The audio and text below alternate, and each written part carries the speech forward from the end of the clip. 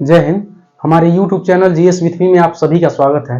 आज का द हिंदू जो न्यूज़पेपर है उसमें जो इम्पोर्टेंट खबरें हैं, जो हमारे एग्जाम के पॉइंट ऑफ व्यू से इम्पोर्टेंट है, उसके बारे में हम चर्चा करते हैं। देखिए, सबसे पहला खबर यह है कि इलाहाबाद हाई कोर्ट का एक निर्णय आया है, जिसमें इलाहाबाद हाई कोर्ट ने यह कहा है कि अगर किसी भी पोस्ट को, चाहे फेसबुक पे हो, चाहे इंस्टा पे हो, चाहे कहीं भी हो, किसी भी या यूट्यूब पे हो, किसी भी पोस्ट को अगर आप लाइक करते हैं, जैसे मान लीजिए भारत विरोधी कोई भी पोस्ट है या किसी भी तरह की आपत्तिजनक कोई भी पोस्ट है, अगर उसको आप लाइक करते हैं तो उसके लिए आपको सजा नहीं दिया जा सकता, उसके लिए आपको दोषी नहीं माना जा सकता। ठीक है, देखिए दूसरी बात पढ़ते हैं, यहोवास विटनेस क्या होता है। यहोवास विटनेस, देखिए वर्तमान समय में केरल में लगातार बहुत तीव्र गति से क्या हो रहा है, बम ब्लास्ट हो रहा है। ठीक है, और खासकर वो यहीं पे हो रहा है जहां पे ईसाई, जहां पे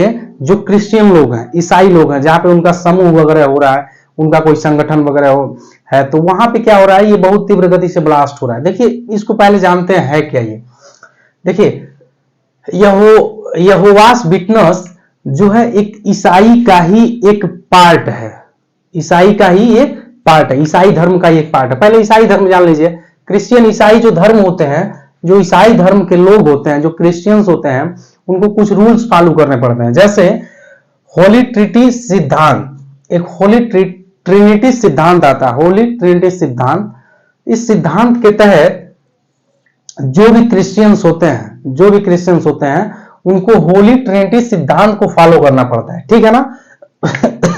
ये सिद्धांत कहता क्या है, ये सिद्धांत ये कहता है कि भगवान तीन समान लोगों में एक समान रहता है। मतलब ये लोग ये कहते हैं कि इनका जो सिद्धांत है वो ये कहता है कि भगवान तीन समान लोगों में एक समान रहता है। पहला तो हो गया फादर, जिसे हम मतलब ईसाई में फादर्स कहा जाता है, जो पिता होता है। ठीक है, दूसरा होता है पुत्र, जिसे यीशु मसीह हम कहते हैं। तीसरा होता है पवित्र आत्मा। इनके अनुसार पिता, पुत्र और पवित्र आत्मा जो भगवान होते हैं, इन तीनों के समान होते हैं, यही तीनों होते हैं। ठीक है, जो भी ईसाई होता है उनको ये तीनों, ये होली ट्रिनिटी सिद्धांत को फॉलो करना पड़ता है। ठीक है, एकदम उनको फॉलो करना ही पड़ता है ये। ठीक है, लेकिन अगर मान लीजिए कुछ ऐसे ईसाई हैं, जैसे मुस्लिम में शिया और सुन्नी हो गए, हिंदू में बौद्ध हो गए, जैन हो गए, ठीक है, तो सबकी अलग अलग। मान लीजिए जो कुछ ऐसे ईसाई हैं जो इसको होली ट्रिनिटी सिद्धांत को फॉलो नहीं करना चाहते हैं, जब नहीं फॉलो करेंगे तो वहीं से स्टार्ट होता है यहोवास विटनेस का। ठीक है ना। यहोवास जो विटनेस है, यह ईसाई धर्म का ही एक भाग है, ईसाई धर्म का ही एक भाग है। ठीक है, एक संप्रदाय है। ठीक है ना।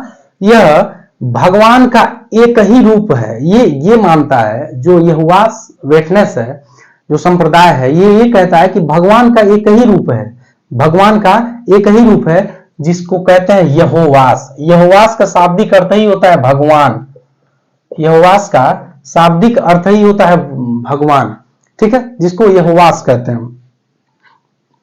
यहोवास ये मानते हैं कि दुनिया का जो अंत है वो निकट है, जो पृथ्वी का जो अंत है वो निकट है, पृथ्वी जल्दी क्या है, समाप्त होने वाली है। देखिए इनका उदय कहां से हुआ, अमेरिका में 1870 ईस्वी में हुआ। जो यहोवास जो विटनेस एक संप्रदाय है, क्रिश्चियन संप्रदाय का, उसका उदय 1870 में अमेरिका में हुआ। भारत में 1905 ईस्वी में ये आया। ठीक है, मुंबई में अब इन्होंने अपना पहला ऑफिस 1926 में स्थापित किया। 1978 में भारत सरकार द्वारा इनको कानूनी मंजूरी दे दिया गया।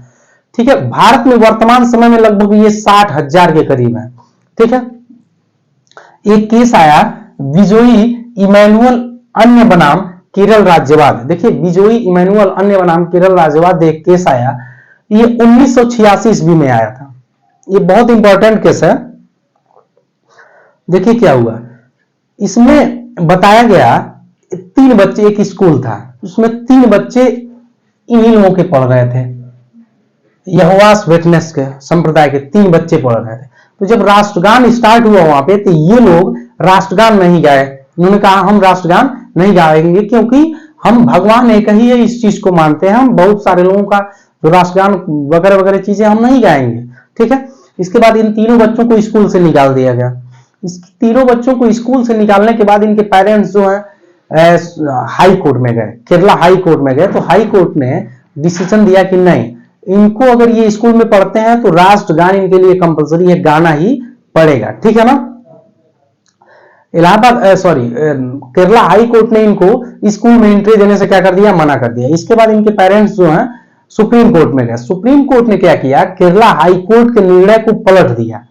पलटने के बाद कहा कि किसी भी व्यक्ति पर कोई धार्मिक चीजें या कोई भी किसी भी संस्कृति को क्या किया जा सकता है, थोपा नहीं जा सकता है। यह आर्टिकल 25 के तहत धार्मिक अधिकारों के उल्लंघन की स्थिति में आता है।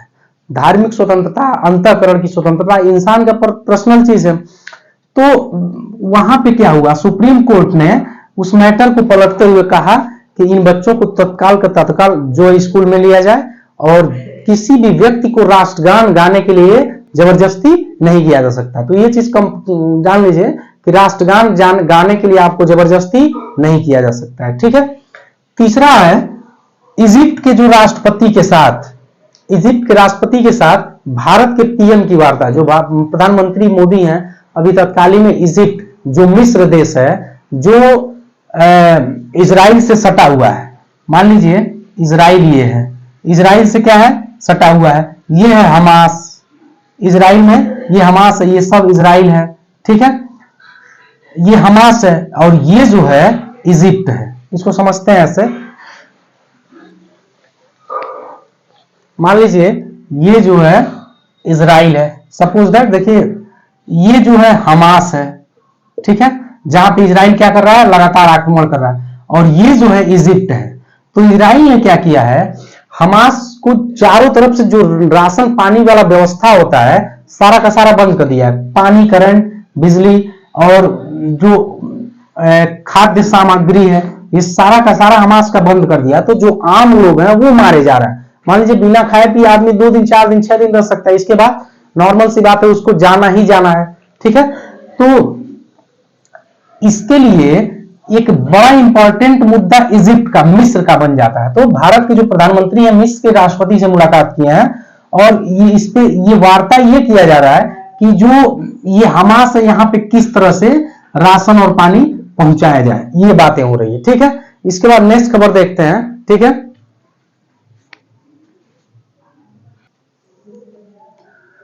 चौथा चीज हम देखते हैं India vision documents 2047। India vision, देखिए इंडिया ने एक विजन बनाया है, भारत सरकार द्वारा जल्द ही जारी किया जाएगा। इंडिया विजन 2047 जो है भारत सरकार द्वारा इसको जल्द ही जाए, ये है क्या, इसके बारे में जानते हैं। देखिए 2047 तक भारत को विकसित देश बनाने का टारगेट रखा जा रहा है। मतलब 2047 को ये एक विजन बनाया गया है कि 2047 तक भारत को एक विकसित राष्ट्र बनाने का प्रयास किया जा रहा है। देखिए विकसित राष्ट्र, इसमें जैसे ये बताया जा रहा है कि विकासशील देश, इस समय हम लोग विकास कर रहे हैं, विकासशील देश हैं, विकासशील देश से बाहर निकल के हम लोग एक विकसित राष्ट्र बनाने की ओर है, ठीक है। 2047 तक भारत को अर्थव्यवस्था, देखिए 2047 तक जो भारत की अर्थव्यवस्था है उसको $30 ट्रिलियन बनाने का प्रयास किया जाएगा, ठीक है। $30 ट्रिलियन बनाने का प्रयास किया जाएगा, ठीक है ना। उसके बाद जो पर व्यक्ति कैपिटा इनकम है 18 से 20 हजार डॉलर किया जाएगा, लेकिन वर्तमान में $5000 है, ठीक है ना। देखिए एक चीज इसी में आता है मिडिल इनकम ट्रैप।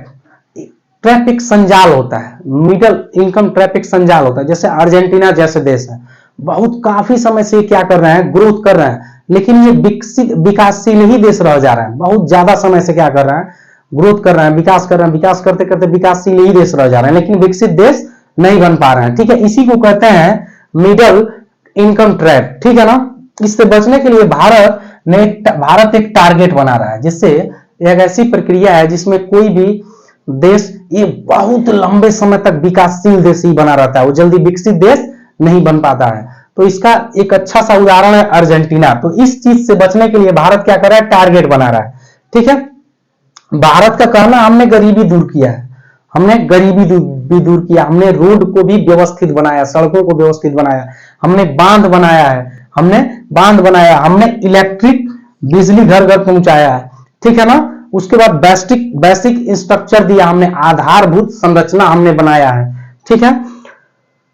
उसके बाद लेकिन इसके बाद भी कुछ चैलेंज है। इसी में भारत का कहना है कि विश्व की अर्थव्यवस्था में इनकी हिस्सेदारी भी अच्छी खासी हुई। 1990-91 में भारत की जो वैश्विक अर्थव्यवस्था में हिस्सेदारी थी वो 1.1% थी, लेकिन वर्तमान समय में भारत की जो वैश्विक अर्थव्यवस्था में भारत की अर्थव्यवस्था का जो हिस्सेदारी है 3.5% है, मतलब 3.5% है। इसके बावजूद भी भारत के सामने कुछ बहुत सारे चैलेंजेस आ रहे हैं, जैसे कि भारत में देखिए कोई भी बड़ा बैंक नहीं है, भारत में कोई भी बड़ा बैंक नहीं है जो वैश्विक स्तर पे अच्छा बैंक हो, कोई बड़ा कॉन्ट्रैक्टर नहीं है भारत में, ठीक है।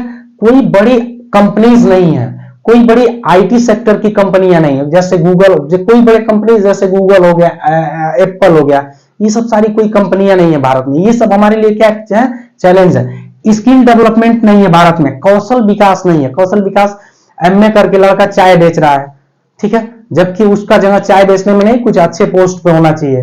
बीए करके, एमए करके, बीटेक करके चाय, सुने होंगे बीटेक चाय वाला, सुने होंगे बीकॉम चाय वाला, कॉमर्स चाय वाला, इस तरह का पकौड़े छान रहे हैं बच्चे। तो ये क्या है, स्किल डेवलपमेंट नहीं है। ये सब हमारे वहां क्या है, चैलेंजेस हैं। तो इसी को दूर करने के लिए भारत जो है एक टारगेट बना रहा है, जहां 2047 तक क्या हो जाएगा, भारत विकसित राष्ट्र में कन्वर्ट हो जाएगा, ठीक है ना। इसके बाद पढ़ते हैं नेक्स्ट क्लास में, ठीक है। Thank you.